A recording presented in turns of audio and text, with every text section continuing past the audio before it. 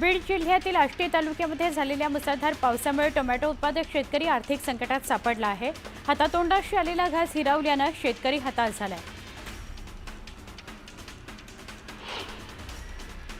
मनमाड मालेगावसह नाशिक जिल्ह्यात मुसळधार पावसाने हजेरी लावली। तब्बल 6570 हेक्टरवरील पिकांना पावसाचा फटका बसला। 1000 गावांमधील 19,000 शेतकरी बाधित झाले, तर सगळ्यात जास्त कांदा पिकाचे नुकसान झाल्याने बळीराजा आर्थिक संकटात सापडला।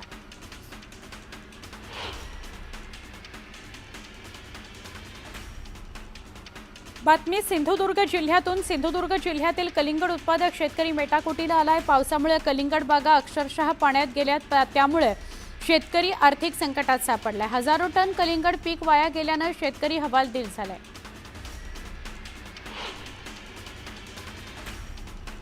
गेल्या काही दिवसांपासून सुरू असलेल्या मुसळधार पावसामुळे भीमा नदीला पूर आलाय, मात्र नदीच्या पात्रात पाण्याचा प्रवाह जोरदार आहे, त्यामुळे जलपर्णीचे संकट मात्र कायम आहे।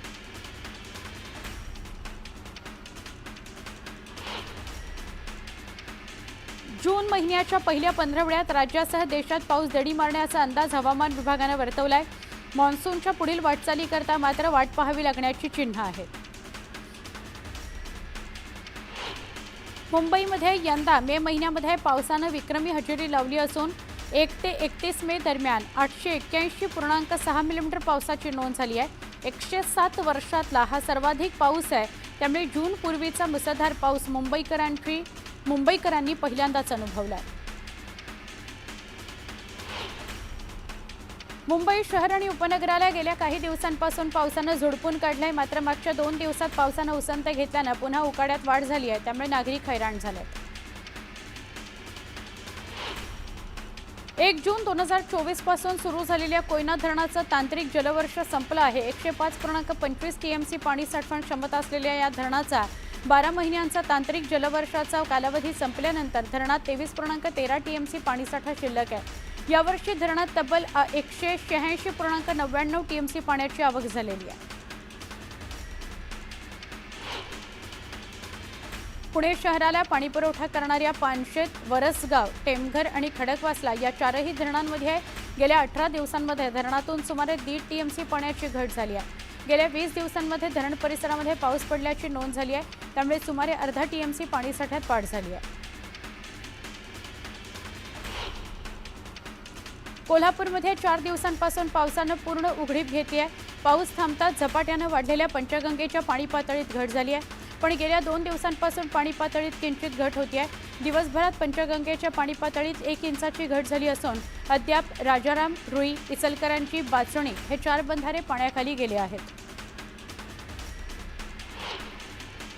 जळगाव जिल्ह्यातील चोपडा तालुक्यामध्ये पडलेल्या मुसळधार पावसाचा फटका तिळाच्या शेतीला बसलाय। पाऊस आणि ढगाळ वातावरण असल्याने सुकवण्याकरता ठेवलेला तीळ काळा पडतोय, त्यामुळे तिळाच्या उत्पादनात घट झाली आहे।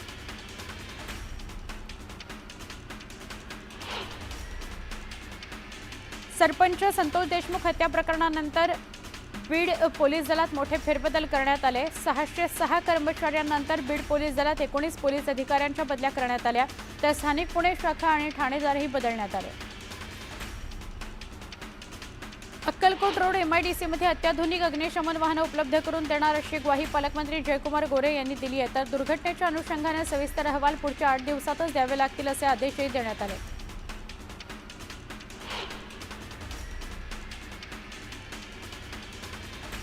राज्य परिवहन महामंडळाच्या सिंधुदुर्ग आणि रत्नागिरी इथल्या विभागीय कार्यशाळेतील कर्मचाऱ्यांनी भाजप प्रणित सेवा शक्ती संघर्ष एसटी महासंघात प्रवेश केला। राज्याचे मत्स्य व्यवसाय आणि बंदर विकास मंत्री नितेश राणे यांच्या हस्ते हा प्रवेश पार पडला।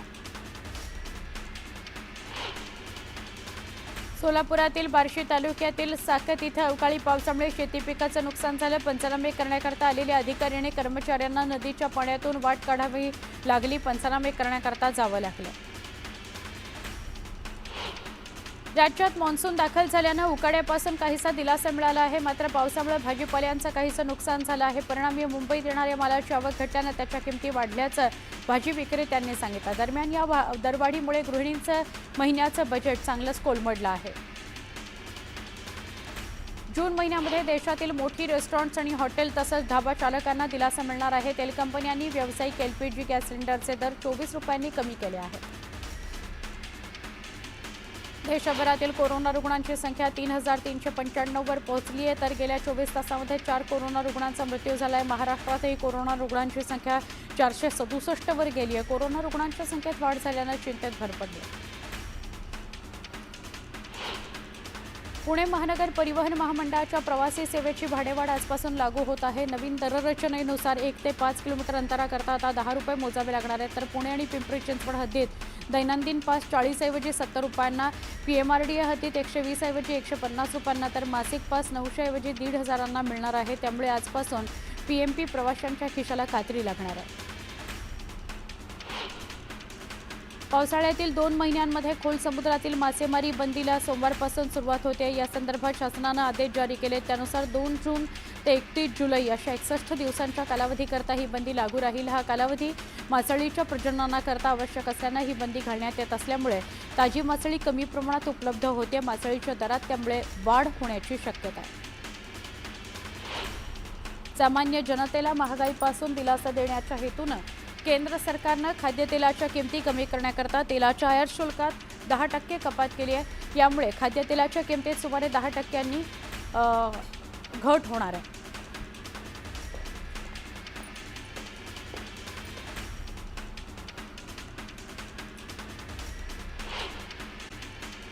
ऑपरेशन सिंदूरवेळी हिंदुस्थानची 6 लढाऊ विमानं। पुढची बातमी मुंबईतून आहे। मुंबईमध्ये 5 महिन्यात 60,000 मालमत्ता विक्रीत निघालेल्या आहेत आणि त्या मालमत्ताच्या विक्रीतून 5 कोटींचा महसूल मुंबई महापालिकेला मिळालेला आहे।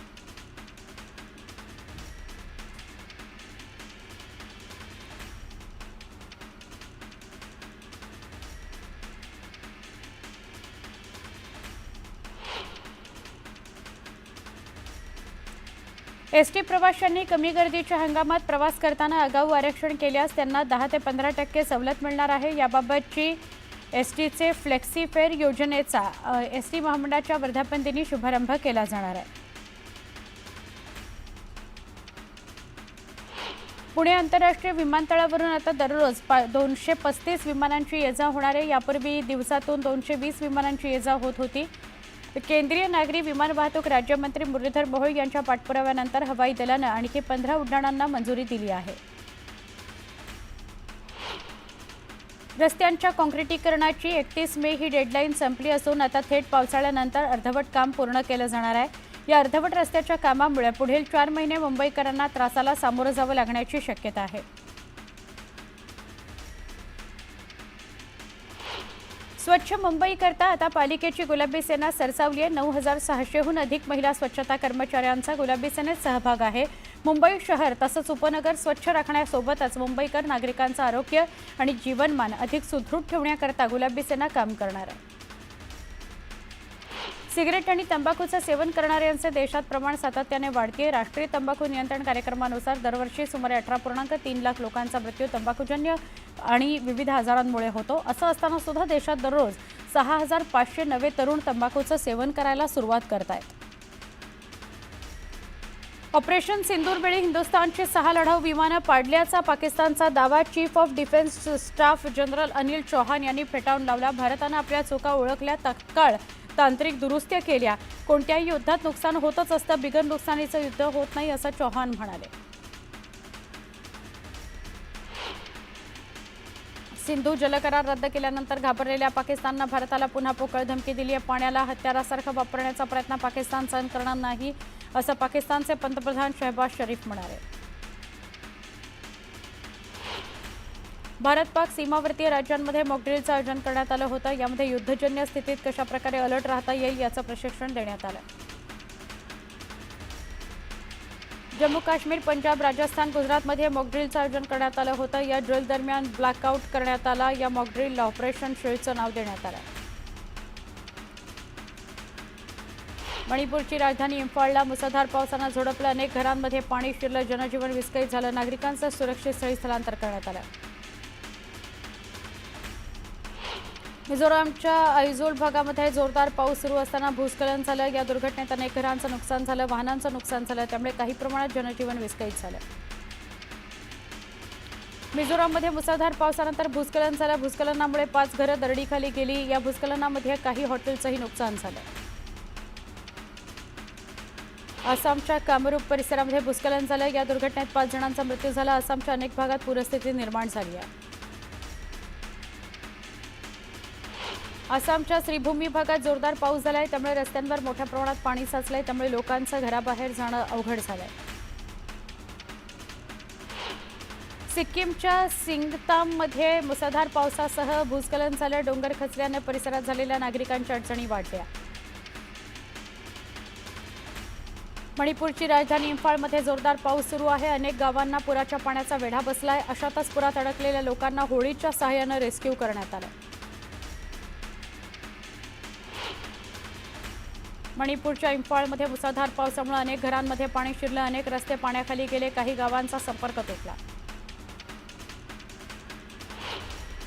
उत्तराखंडच्या देहरादूनमध्ये वादळी वाऱ्यासह पाऊस झाला। या पावसामुळे काही भागात झाडं उन्मळून पडली, त्यामुळे वाहतूक विस्कळीत झाली। आसामची राजधानी गुवाहाटीला मुसळधार पावसाचा तडाखा बसला। शहरातील अनेक भागात पाणी शिरलं। रस्ते वाहतुकीला फटका बसला, यामुळे नागरिकांच्या समस्येत वाढ झाली। आसाममध्ये मुसळधार पावसामुळे अनेक रस्ते पाण्याखाली गेले, यामुळे वाहनं अडकून पडली। रस्त्यांवर साचलेल्या पाण्यामुळे वाहतूक विस्कळीत झाली।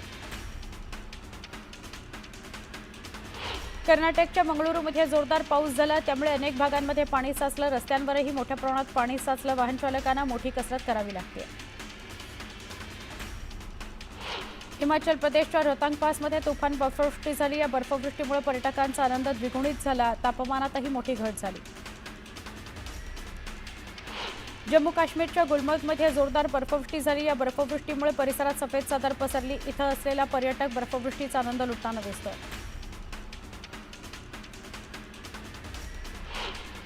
छत्तीसगडच्या नारायणपूरमध्ये सुरक्षा दलानं माओवाद्यांचा डाव हाणून पाडला। जंगलात 10 आयईडी बॉम्ब आढळले। यावेळी सुरक्षा दलाच्या जवानांनी ते डिफ्यूज केले। दरम्यान परिसरात शोध मोहीम सुरू आहे। उत्तर प्रदेशातल्या गोरखपूरमध्ये भरधाव कारनं बाईकला धडक दिली। समोरासमोर आलेल्या या अपघातात बाईकवरून जाणाऱ्या 4घांचा मृत्यू झाला। गुजरातच्या सुरतमध्ये ट्रकवरील चालकाचं नियंत्रण सुटलं। त्यानं रस्त्यावरून जाणाऱ्या महिलेला धडक दिली। या अपघातात महिलेचा मृत्यू झाला। पंजाबच्या मोहाली इथं एका शोरूममध्ये काही लोकांनी जोरदार दगडफेक केली। यानंतर शोरूमच्या मालकाला मारहाण करत हे टोळकं फरार झालं।